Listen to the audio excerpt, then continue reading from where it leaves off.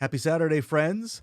I must admit that I am still basking in the glow of last Sunday, our kickoff Sunday. So many people showed up for worship. It was great to see a big crowd of kids as well. And then the barbecue afterwards, where so many people stayed afterwards just enjoying fun and fellowship. It's great fun to see the kids in the bouncy house and the water slide and the face painting and all that.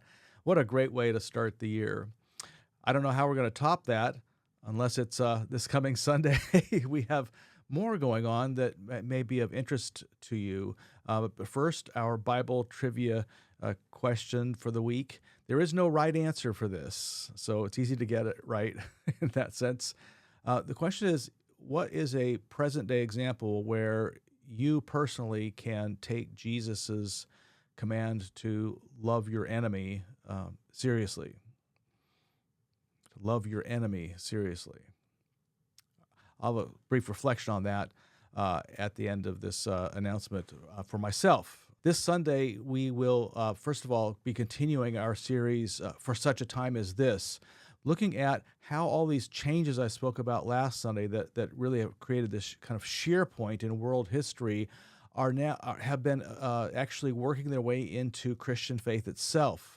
Really, we're going to be looking at that new wine, specifically in the Christian fold, that has been pouring into our religion. And to me, it's very, very exciting.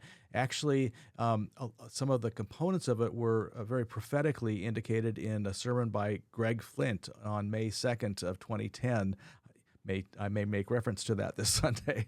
But anyway, afterwards, the Social Justice and Witness team is hoping you'll stick around for a few minutes and hear about their exciting proposal for the use of their portion of the service donation funds, that $60,000 to $80,000 to do good in the community.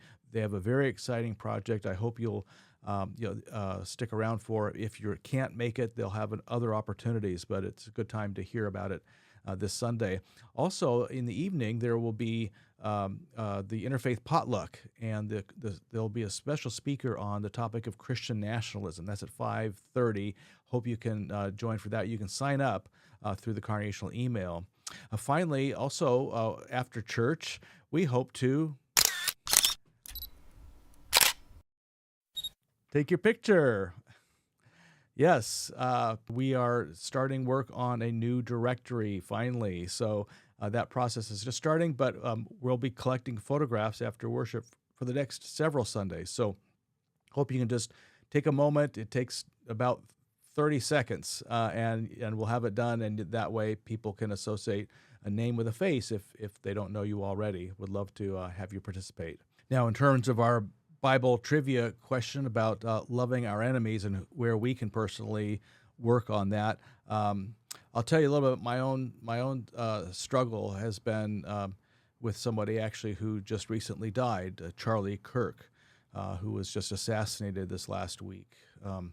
And I've wrestled with that. I feel unusually sad over his death. I feel sad about anybody's death, and here's somebody who I disagreed with on almost everything he said with respect to reflecting his religious identity and political things. But I think this particular death feels like, I hope it's not a turning point in a negative direction here. And I did find this morning a helpful email from a friend who was a former director for the Center for Progressive Christianity, Reverend Jim Burklow, who sent out the following reflection, which I'd like to simply read to you for your own edification and benefit if you are also struggling to put the pieces together over his death. And to me, he puts words on part of why I felt so sad about the death that I didn't have words for until I read Jim's piece. Here it is. He writes, "Grieving the Charlie Kirk we'll never know. Charlie Kirk was cruelly cut down by an assassin's bullet, leaving his loving wife and two kids traumatized and forsaken. He was among the roughly 18,000 people who are killed by gun violence in America every year. We rightly grieve the death of the Charlie Kirk who was the Charlie Kirk we knew, but we also ought to grieve the Charlie Kirk who wasn't yet, the Charlie Kirk we never knew. Charlie Kirk was a new Christian when he died. He was a secular humanist until about 2020. We'll never know where his Christian journey might have taken him. He might well have come to embrace a much deeper love in Jesus and grown out of that narrow fundamentalism in which his faith began. He was caring and kind toward his family and friends and followers. Following the Christ further, he might well have become compassionate and respectful toward immigrants, sexual and ethnic and religious minorities, and political liberals. In the future that was horribly denied him, he might well have had encounters with people who could have broken him free from his prejudices and inspired him to ask for forgiveness for the cruel insults and divisive rhetoric of his past. He might have met the Christ in people he once demonized. He might have made amends and put his remarkable communication skills and personal charisma into the service of bringing Americans together. His conversion was just the beginning, and we'll never know how it would have unfolded. The assassin stole Charlie Kirk's present life, and with it he stole his future, which could very well have been much different from his past.